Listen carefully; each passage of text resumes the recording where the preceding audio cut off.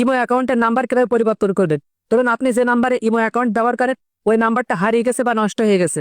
আপনি নতুন নাম্বারে ইমো অ্যাকাউন্ট ডিলিট না করে আপনি চাইলে কিন্তু আপনার ওই নতুন নাম্বারে আপনার ওই আগের ইমোটা ট্রান্সফার করে নিতে পারেন। সেক্ষেত্রে কিন্তু আপনার ইমোতে অলরেডি যাদের কানেক্ট আছে সেগুলো একটাও ডিলিট হবে না।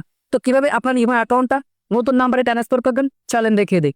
ওকে, first of all Imo open করে নেবেন। এরপর প্রোফাইল আইকনের উপরে ক্লিক করবেন। এরপর সেটিংস অপশনে ক্লিক করবেন। এরপর অ্যাকাউন্ট এন্ড সিকিউরিটি অপশনে ক্লিক করবেন। এরপর চেঞ্জ ফোন নাম্বার এখানে ক্লিক করবেন। এরপর আপনার ইমো অ্যাকাউন্টটা কোন নাম্বার আছে সেটা আপনি এখানে দেখতে পারবেন।